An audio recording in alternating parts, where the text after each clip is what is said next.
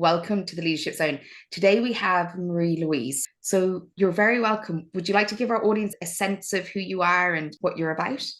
Yeah, I would. I'd love to. First, thank you for inviting me on because I've always enjoyed our exchanges.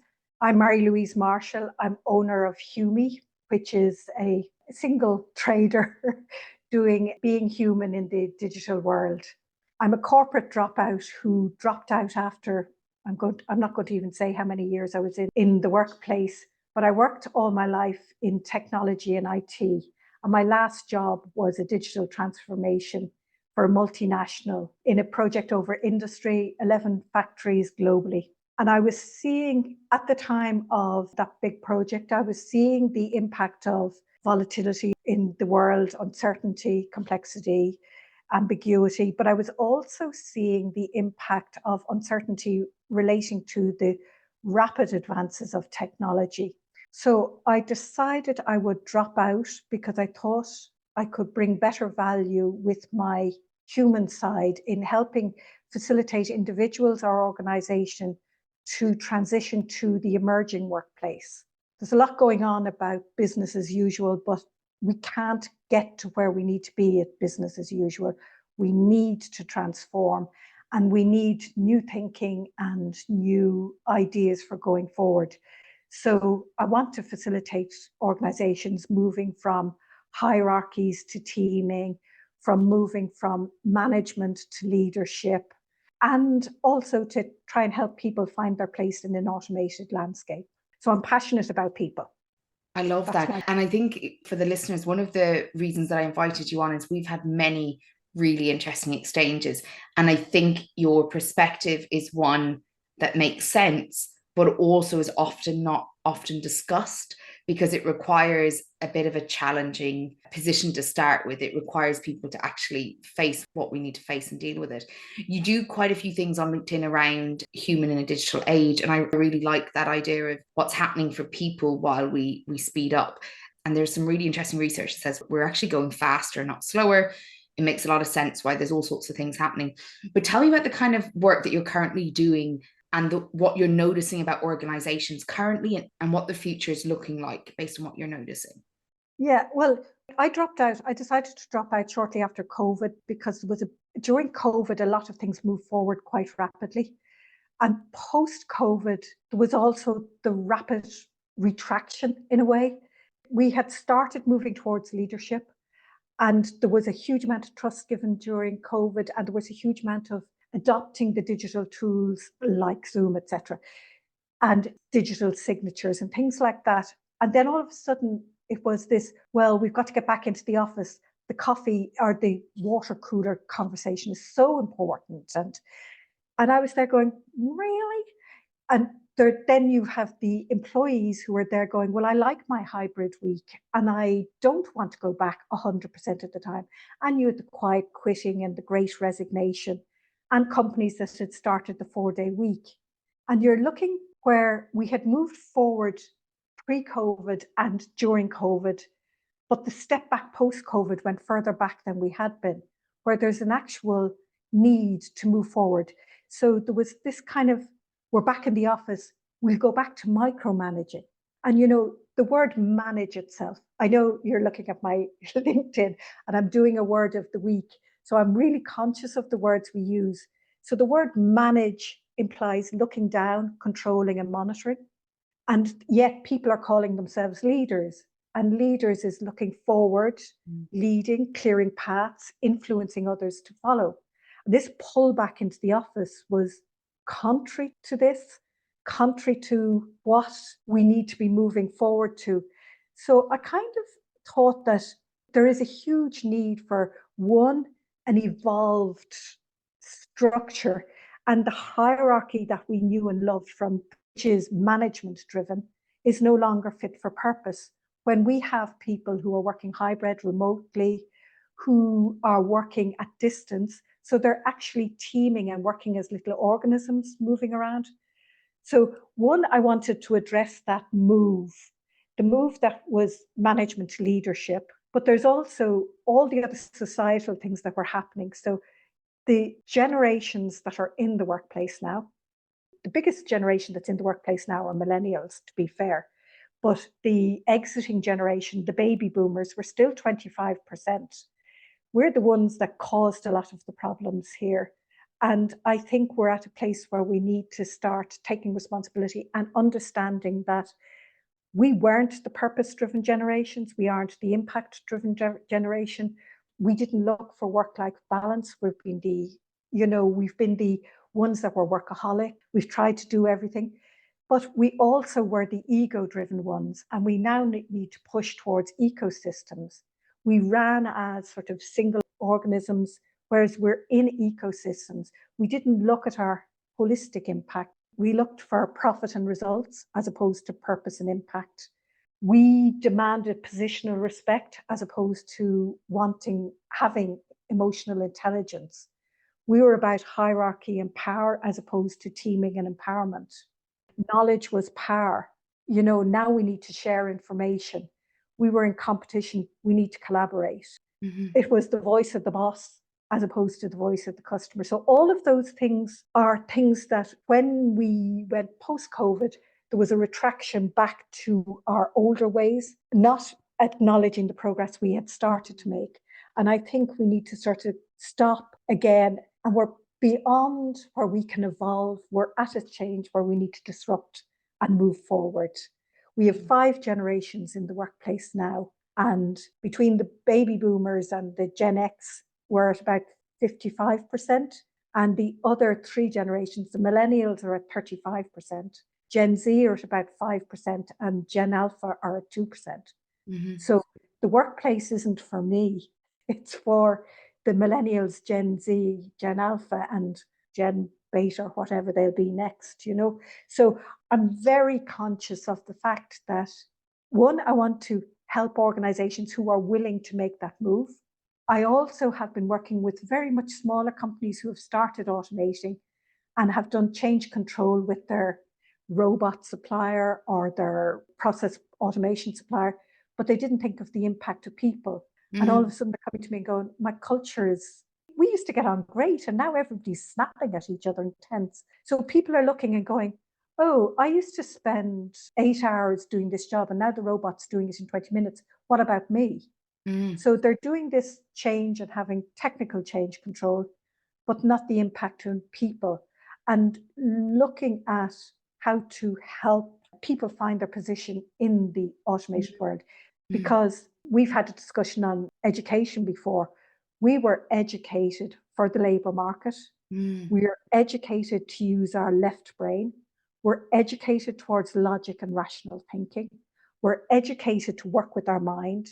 And now we're going into an area where we need new solutions. We need creativity. We need right brain thinking. We need creativity. We need collaboration. We need innovation.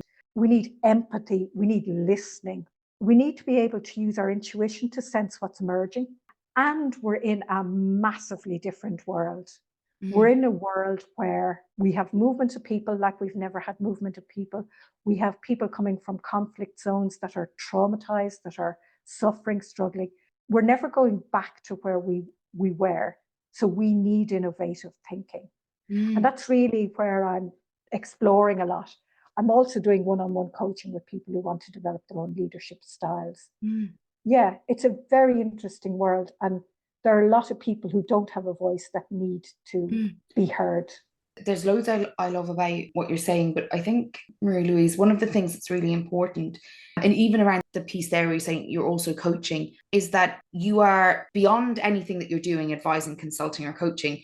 Your starting point, which I think is really important, is we need to do things differently. And you're also assessing the landscape really well about why some of these issues exist. So the difference of the intergenerational work, but also the piece around the boomerang backwards after COVID for lots of places, the value systems.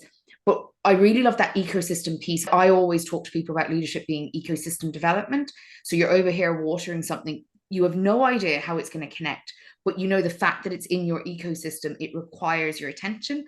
And that might be from mentoring someone to advocating for something to picking, like a joke about envelopes. I did not realize loads of envelopes weren't eco-friendly. And so I spent, I'd say, 2.5 hours finding compostable envelopes for my books, because actually I don't quite know the importance of it, but I do know that it was a change that's positive to me. And I think that sometimes the way you've described it, that kind of like one directional, technical, profit driven decision making, is causing a lot of confusion, because you still have to produce profit in a capitalist society that you run a business. What you're talking about is you could maybe do more than that and also do less harm. And thinking about people at the center of it, as a, even around AI, even around utilizing digital transformation in different ways. I think what can often happen in workplaces is we lose sight of some of the additional things. We just keep our eye on the one thing. And what you're talking about is that really holistic view of finding solutions. And rather than recommending, you're talking about kind of cultivating, unearthing, collaborating. And I think that sometimes is easily missed because we're so focused on delivering. We're not considering the value of understanding how we're delivering, whatever it is we're delivering. And I think that starting point as a coach or somebody working with organizations around this is really important, because the starting point is there might be a better way to do things that I don't know either. And if we think about traditional consulting or advice, the starting point is I know the answer, you don't, let me tell you. So even the way you've just talked about that demonstrates you're saying, let's find the answers, let's understand the landscape, let's make better decisions, but we won't know what they are till we're working on them to fully understand the needs of people. Yeah, and it's funny because there's a great need of exploration at the moment, because like I see a lot of companies delighted with themselves that they're sustainable. And again, a word, sustain. Sustain means keeping as it is, not good, not bad, not improving. And people are delighted that they're doing the right thing because they're sustaining, but in actual fact, and they're at net zero, but it's not positive. And it's funny because regenerative is really important. Sorry, I think there was that regenerative piece is really important in leadership as well. Are you just holding, or are you leading, creating something better out of what you have?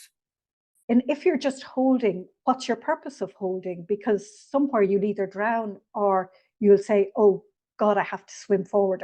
If you're holding, you're in no man's land.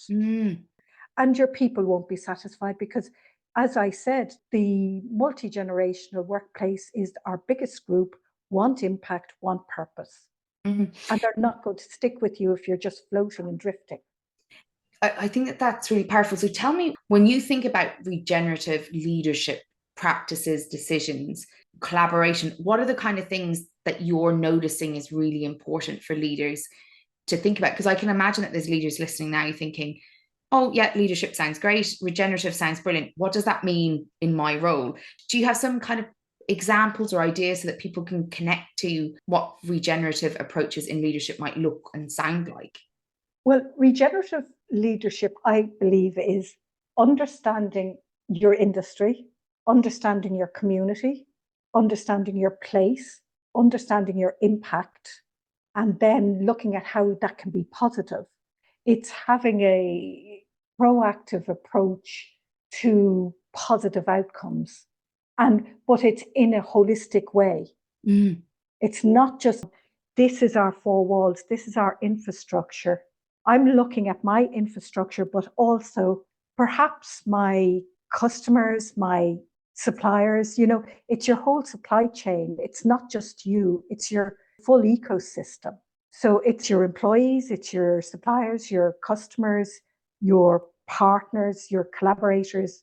It's that whole, but also the impact you're having on the land you're in. So it's trying to bring that, looking at your full 360 view of where you're at and trying to make it a better place through your actions. I really like that because it aligns really well with kind of inclusive leadership from the perspective of including not just who, but what and how we do things, thinking about the impact. But this idea of a positive impact, that you're measuring it beyond the delivery that maybe is related to profit or related to your KPIs. And you're thinking about that wider impact on your ecosystem, not just the ecosystem, but like other people, what you're engaged with, the impact that you're having. What I'm thinking about is how a lot of the time, and you probably see this as well, what I find is leaders will come with problems to solve. And when we try to slow them down a little bit and say, pull back a second, because you can not only solve this problem, it might be an opportunity for a bigger positive impact. It can almost be uncomfortable because the desire to relieve the problem straight away so that they're comfortable, it is quite strong. And the idea of actually letting the problem for a second be what it is while they think about the additional proactive opportunities in the situation requires the ability to regulate, and I think this goes back to your piece about the heart and about using creativity and collaboration and intuition. There's a piece about being good at being uncomfortable in order to be proactive and have positive impacts, because it means not just like ticking boxes and getting things off your desk. It means staying with things. Are you noticing that that's a challenge for some of your clients as well? Or what's your sense of that? There's a real thing of let's resolve because we look like we're moving.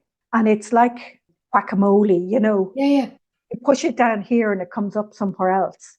So you end up in a cycle of just whacking down something and it pops up somewhere else. You fix the quality, so productivity goes down. You fix the productivity, quality goes up. Your supply chain has something. And it is about, I think, when you decide you're going to be regenerative, and it is a decision that is difficult, you have to be prepared to say no to the same old. You have to be prepared to say, I'm being regenerative, so I'm not going to deal with this type of supplier. And that's uncomfortable. That might be a hard sell to your shareholders if you're shareholders. I'm going to take a mad example. It might be very difficult for your pension plan because you'll say we are going to demand that our pension plan is invested in these type of companies. So there are big, difficult questions if you decide to go that way. And as you say, it takes a lot of courage, discomfort, conscious, mature thinking.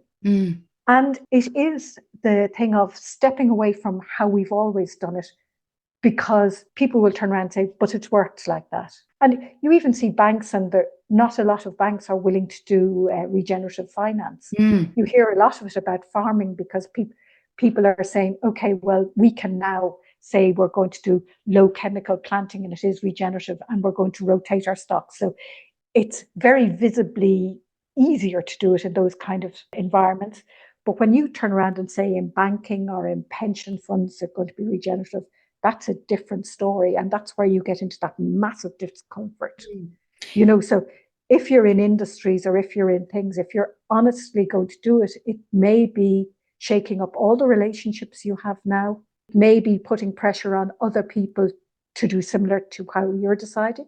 And as I say, the biggest generation that are coming are purpose-driven. They want this better life. They want a clean, and I don't mean better as in more profitable. They want a cleaner life, a more healthy planet. They want, we hear those voices.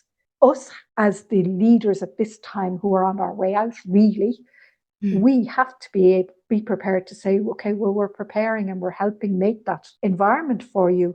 And we will start challenging and disrupting. It's not an easy one.